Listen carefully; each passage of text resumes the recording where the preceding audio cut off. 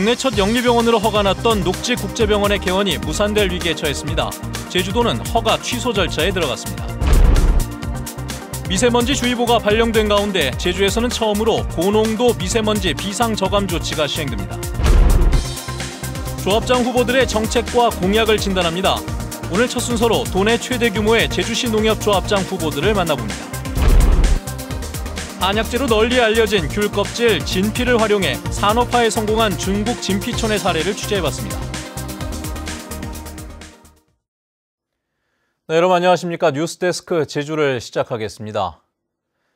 국내 첫 영리병원인 녹지국제병원에 대해 제주도가 개원 허가 취소 절차에 돌입했습니다.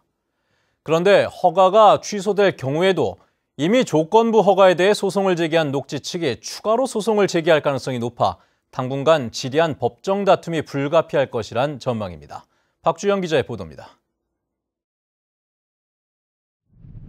지난해 12월 내국인 진료를 제한하는 조건으로 개원 허가된 국내 첫 영리병원인 녹지국제병원입니다. 허가가 난 지 석 달이 지났지만 병원 로비에는 빈 의자만 덩그러니 있고 출입문에는 자물쇠가 채워져 있습니다. 제주도는 법정 개원 기한이 오늘로 끝남에 따라 개설 허가일로부터 석 달 이내 업무를 시작하지 않을 경우 허가 취소할 수 있다는 의료법에 근거해 녹지국제병원에 대한 개설 허가 취소 절차에 돌입한다고 밝혔습니다. 의료진 채용 등 개원 준비가 이뤄지지 않았고 제주도가 개원 준비 상황을 현장 점검하려 하자 이 또한 거부했기 때문입니다. 지난달 26일 녹지 측이 개원 시한을 연장해 줄 것을 요청해왔지만 지난 1월 면담에서는 구샤팡 대표이사가 의료 경험이 없어 혼자서 병원 운영이 어렵다며 소송으로 해결하겠다고 밝힌 바 있다고 덧붙였습니다. 조건부 개설 허가를 받은 이후에는 병원 개원을 위한 실질적인 준비를 하지 않고 제주도와의 모든 협의를 일체 거부했습니다. 제주도는 내일부터 청문 주재관을 선정하고 청문 절차를 진행할 예정으로 결과가 나올 때까지는 한 달 가까이 걸릴 것으로 보입니다. 녹지 측 입장을 확인하기 위해 취재진이 계속 연락을 시도했지만 끝내 연락이 닿지 않았습니다. 제주 MBC 박주영 기자인데요. 녹지국제병원은 이미 지난달 제주도를 상대로 조건부 허가가 부당하다며 행정소송을 제기한 상황입니다. 행정소송에서 녹지가 승소할 경우 청문 결과 개원 허가가 취소돼도 허가권은 부활하게 되고 청문에서 허가 취소로 결정이 돼도 녹지 측이 다시 소송을 제기할 가능성이 높아 지리한 법적 다툼이 불가피할 전망입니다. MBC 뉴스 박주연입니다. 한편 한국노총은 오늘 기자회견을 열어 제주도가 녹지병원 청문을 통해 허가 승인을 조속히 취소하라고 요구했습니다.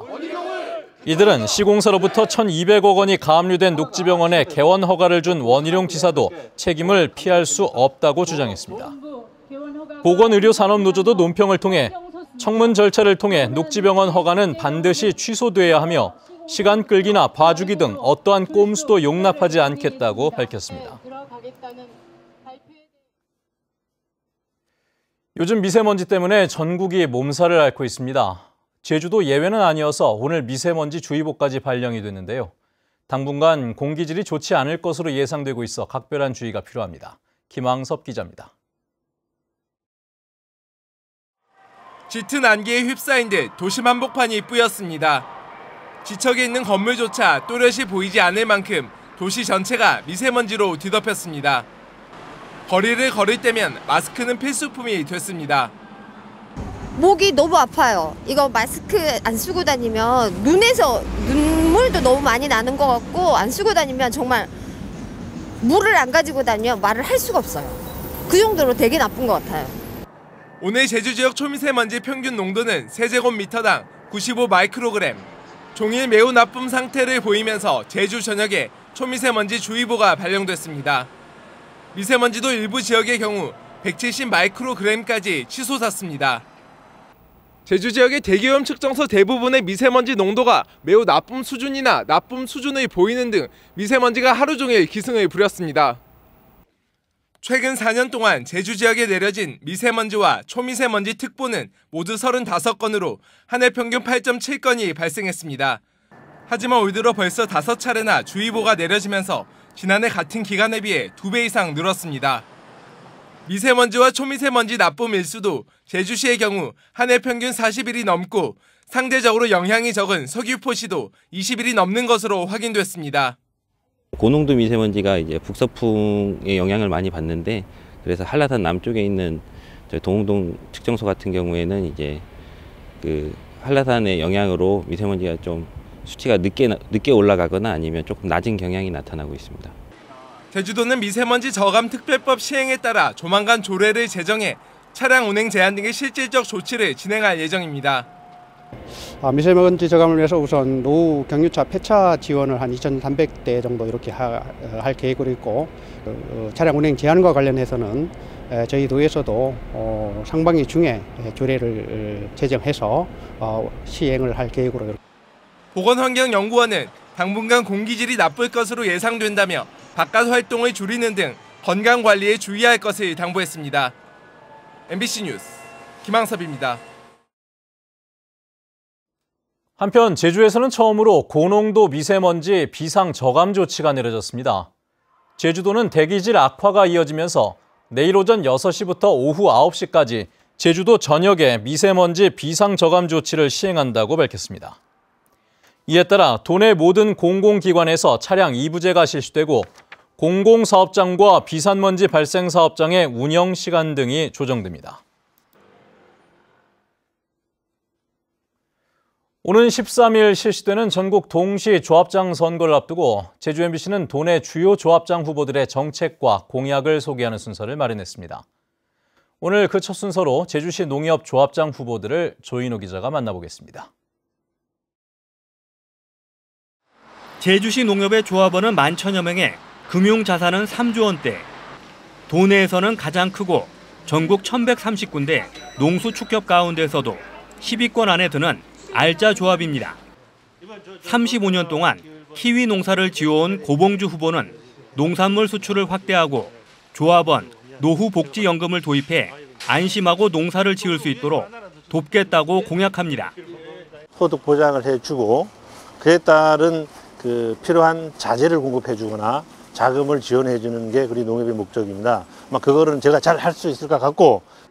도의원 출신인 김동욱 후보는 조합장의 특권을 내려놓는 깨끗한 경영으로 전국 최고 농가 소득과 현대 사회에 걸맞는 농업 환경을 만들겠다고 약속합니다. 연합 청년의 활동부터 시작해서 지역 활동을 쭉 하면서 그리고 도의회 의원을 하면서 청렴함이라든지 도덕성 같은 경우는 거의 검증이 되지 않았나. 3선에 도전하는 현직 조합장인 양용창 후보는 농산물 전자 경매와 노형 하나로 유통센터를 안정화시키고 종합 산지 유통센터 등 새로운 사업도 발굴하겠다는 각오입니다. 농업인은 생산만 하고 우리 유통은 농협이 책임지는 이런 체제로 가서 농가 소득을 올리는 데는 제가 제일 적임자다. 새 후보가 제각기 농업 생산과 행정, 유통 전문가를 자처하고 있는 가운데 출신 지역도 제주시 동부와 서부, 남부로 나뉘어 표심의 향방에 관심이 쏠리고 있습니다. MBC 뉴스 조인호입니다. 제주 도내 사립유치원 21곳이 개학 연기 없이 오늘 모두 정상 운영됐습니다. 제주도교육청은 오늘 오전 홈페이지를 통해 한국유치원 총연합회 개학 연기에 동참한 도내 사립유치원은 없다고 밝혔습니다. 한편 도내 에듀파인 도입 대상 사립유치원 11곳은 자발적으로 에듀파인을 도입하기로 한 상태입니다.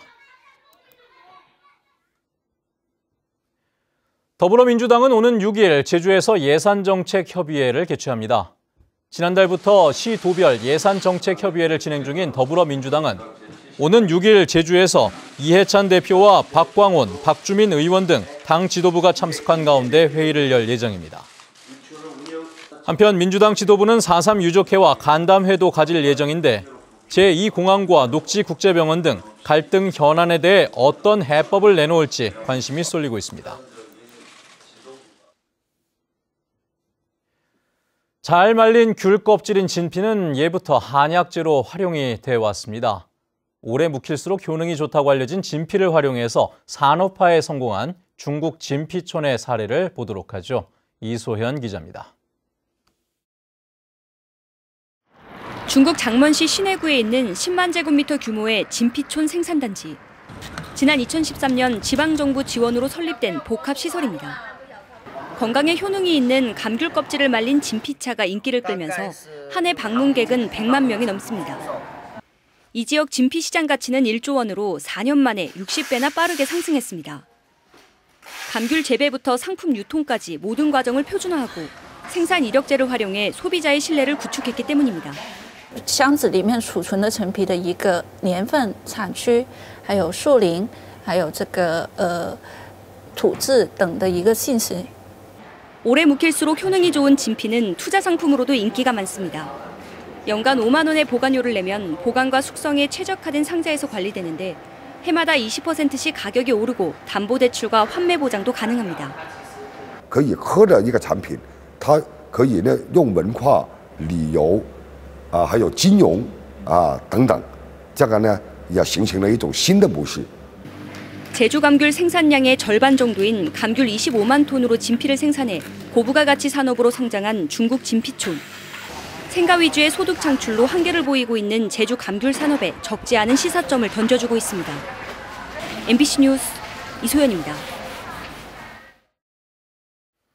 제주세무서는 제53회 납세자의 날 기념식을 열고 명예세무서장의 제농농업회사법인 대표 김태형 씨를 위촉하고 주식회사 덕산 강덕주 대표 등 모범 납세자와 유공공무원 등 18명에게 표창을 수여했습니다.